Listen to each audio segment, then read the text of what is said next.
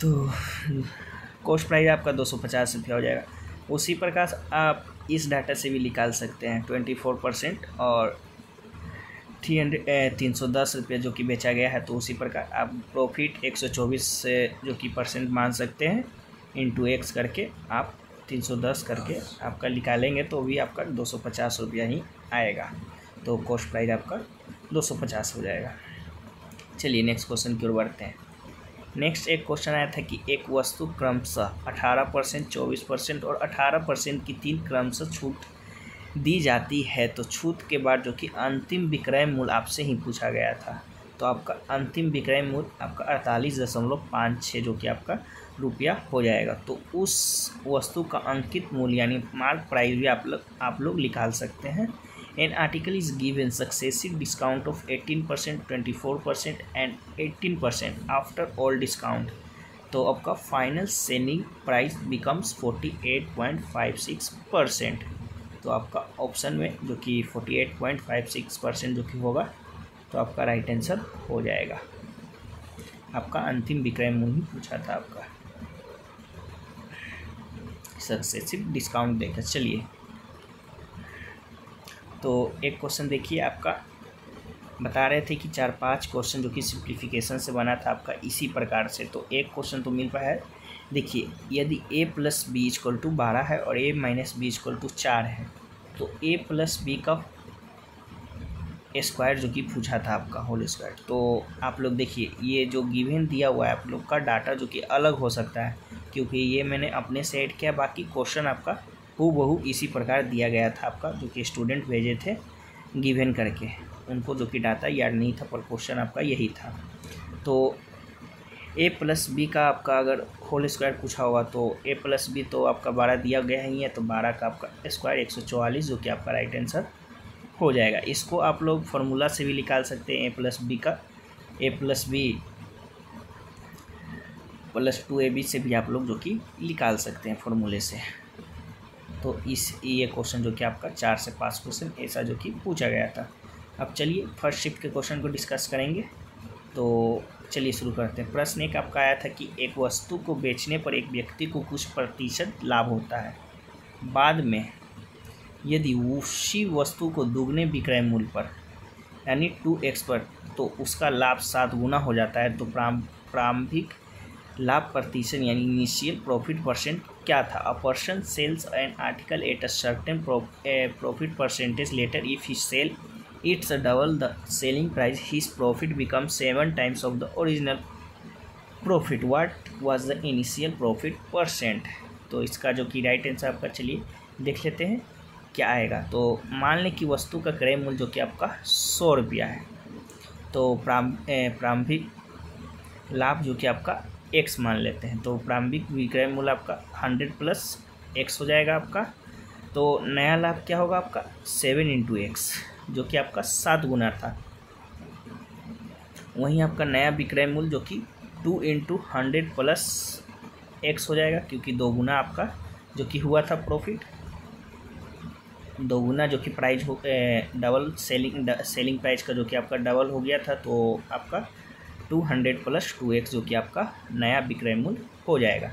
चूँकि लाभ equal to आपका विक्रय मूल्य यानी SP - CP जो कि क्रय मूल्य होता है। तो आपका 7x = 200 + 2x - 100 जो कि आपका हो जाएगा।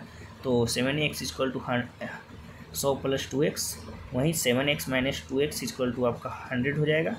वहीं 5x = 100, तो x का वैल्यू जो कि आपका 20 हो जाएगा, यानी 20 रुपये का जो कि आपका लाभ हो गया। प्रारंभिक लाभ आपका 20 रुपये का हो गया, तो वहीं प्रतिशत भी आपका 20% जो कि आपका हो जाएगा परसेंटेज में। तो आपका राइट आंसर 20% जो कि आपका हो जाएगा। यानी इनिशियल प्रॉफिट की बात कर ले तो आपका 20% जो कि आपका होगा इनिशियल प्रॉफिट। तो एक क्वेश्चन जो कि आपका ये इससे जो कि आपका ऐसा आया था। चलिए एक क्वेश्चन आपका आया था कि 1 जनवरी को 8,022 रुपये की राशि को 7.4% वार्षिक चक्रवृद्धि ब्याज दर पर 1 जुलाई तक निवेश किया गया। तो इस अवधि के लिए अर्जित चक्र चक्रवृद्धि ब्याज यानी कंपाउंड इंटरेस्ट क्या होगा। 8022 is invested on 1 January at the compound interest rate of 7.4% per annum and the investment is held till 1st July. What will be the compound interest earned for this period। तो इस period में जो कि आपका compound interest निकालना था। तो चलिए देख लेते हैं इसको भी। तो समय की बात कर ले, टाइम आपका 6 महीना जो कि आपका था। वहीं रेट की बात कर ले तो 7.4% और मूलधन प्रिंसिपल की बात कर ले तो आपका 8,022 रुपये जो कि इन्वेस्ट किया गया था। तो आप लोग इसे कंपाउंड इंटरेस्ट का फॉर्मूला लगा के जो कि आराम से निकाल सकते हैं। CI = P × 1 + R/100 T - P के फॉर्मूले से जो कि आपका निकाल सकते हैं आराम से। तो इसका जो कि आपका राइट आंसर आ जाएगा 289.20 लगभग जो कि आपका रुपए का जो कि आपका कंपाउंड इंटरेस्ट बनेगा। तो आपका राइट आंसर हो जाएगा 289 का। चलिए एक क्वेश्चन देखिए, आपको यही पूछा गया था जो कि आपका फर्स्ट शिफ्ट में पूछा गया था। उसी प्रकार आपका सेकेंड शिफ्ट में भी सेम क्वेश्चन इस बार जो कि सेम पैटर्न पे जो कि पूछा गया था। यदि P + M = 12 है और P² + M² = 360 है तो PM का मान जो कि ज्ञात करना था। If P + M = 12 and PQ + MQ = 360 find the value of PM। तो P × M जो कि आपका निकालना था। तो आप लोग एक सूत्र जो कि आपका होता है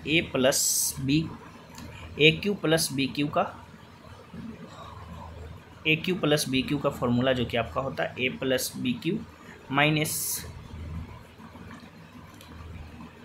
3AB × A + B जो कि आपका एक फार्मूला होता है। तो उसी फार्मूले पे रखकर जो कि आपका आप निकाल सकते हैं। तो आपका PQ + MQ जो कि आपका दिया गया है 360 जो कि आपका प्रश्न में ही दिया गया था आपका ऊपर में देखिए। और उसी प्रकार P + MP जो कि आपका 12 दिया गया है। तो उसी प्रकार वैल्यू पुट करके मान को रख के आप निकाल सकते हैं। तो इतना हो जाएगा। उसी प्रकार 360 12 का स्क्वायर कीजिएगा तो आपका क्यूब कीजिएगा तो आपका इतना आएगा। वहीं 3PM × 12 कीजिएगा तो 12 × 36 PM जो कि हो जाएगा। तो 36 PM को इधर लाकर 1728 में 360 को घटाएंगे तो 1368 जो कि आपका आएगा। वहीं PM = 1368 भागा 36 कीजिएगा तो आपका 38 जो कि आपका राइट आंसर आएगा। तो P × M आपका 38 जो कि आपका हो जाएगा इसका राइट आंसर। तो इस प्रकार से जो कि आपका एक क्वेश्चन जो कि आपका बना था। चलिए नेक्स्ट क्वेश्चन की ओर बढ़ते हैं। नेक्स्ट क्वेश्चन देखिए, इस बार आपको वैल्यू दे दिया गया था। उसी प्रकार आपका A + B का होल क्यूब जो कि पूछा था। पिछले में आपका स्क्वायर पूछा था, इस क्वेश्चन फर्स्ट शिफ्ट में स्क्वायर पूछा था आपका। सेकेंड शिफ्ट में आपका स्क्वायर पूछा था। फर्स्ट शिफ्ट में आपका ये पूछा है होल क्यूब। तो उसी प्रकार आप लोग रख सकते हैं A + B का होल क्यूब। तो 33 का आपका होल क्यूब लगा के जो कि आपका निकाल सकते हैं। तो 33 का आपका 35,937 जो कि आपका राइट आंसर हो जाएगा। या तो आप ऐसे निकाल लीजिए, ऐसे तो आपका आसान पड़ेगा, या आप लोग फार्मूले से भी निकाल सकते हैं। वो फार्मूले से निकालने के लिए आपको A × B का जो कि मान पता रहना चाहिए। जो कि आपका A + B = 33 दिया गया है, A - B = 37 दिया गया है। तो इससे जो कि आप A का मान निकाल के यहाँ पुट कीजिएगा तो B का मान आ जाएगा। यहीं उसी प्रकार B का मान जब आ गया तो यहाँ पुट कीजिएगा तो आपका A का मान आ जाएगा। तो उसी प्रकार निकाल के आप लोग फार्मूला से भी निकाल सकते हैं A + B का होल क्यूब का सूत्र से, जो कि आपका ये दिया गया रहता है। तो ये आप लोग याद कर लीजिएगा ताकि एग्ज़ाम में आसानी से आप लोग निकाल सकें। चलिए देखिए, एक क्वेश्चन आपका पूछा गया था कि 6 सेब और 6 आम की कुल कीमत जो कि 216 रुपया है।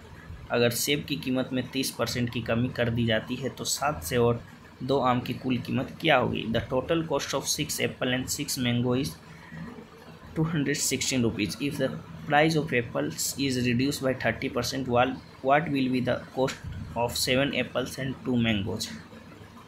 तो आप लोग का 7 एप्पल और 2 मैंगोज का जो कि प्राइस पूछा था, अगर 6 सेब और 6 आम की कुल कीमत में आपका 30% की जो कि आपका कमी कर दिया जाता है, तो इसका आपका राइट आंसर 130 रुपया जो कि आपका हो जाएगा। तो आप लोग निकाल के देख लीजिएगा, 130 रुपये जो कि आपका आएगा। चलिए एक क्वेश्चन आपका ट्रिगोमेट्री से जो कि आपका बताएं कि इस प्रकार आपका जो कि आया था 4/sec square theta plus 3/1 plus coat square theta plus sine square theta का जो कि आपका वैल्यू जो कि पूछा था कि किसके इक्वल होगा। What is the value of the flowing expression for the angle theta. तो जो कि आपका, तो चलिए देख लेते हैं। तो पहले बारी बारी से हम लोग निकाल लेंगे 4/sec स्क्वायर थीटा का वैल्यू।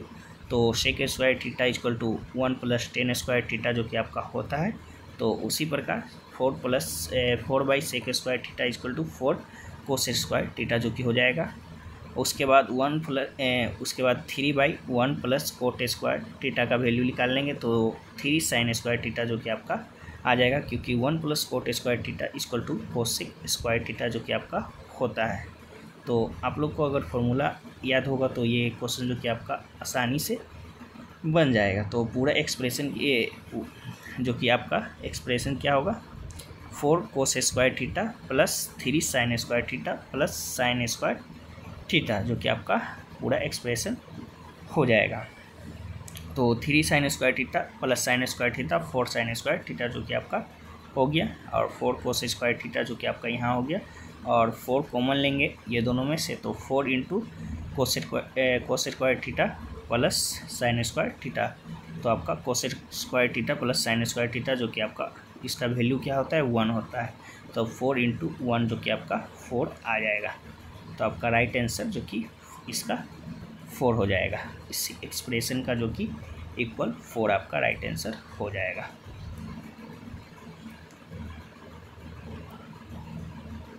तो ये रहे कुछ क्वेश्चन जो कि आपका पूछे गए थे।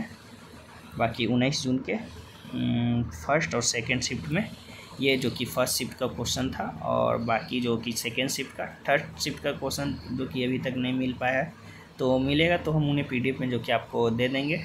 बाकी ये वीडियो रहा आप लोग का जो कि कुछ मैथ्स के क्वेश्चन, ताकि आप लोग का एग्ज़ाम का लेवल और क्वेश्चन का पैटर्न जो कि मालूम चल सके कि किस पैटर्न पे जो कि पूछ रहा है। तो कैसा लगा मेरा ये प्रयास ज़रूर कमेंट सेक्शन में बताइएगा। तो चलिए फिर मिलते हैं नेक्स्ट किसी और वीडियो में, तब तक के लिए जय हिंद जय भारत।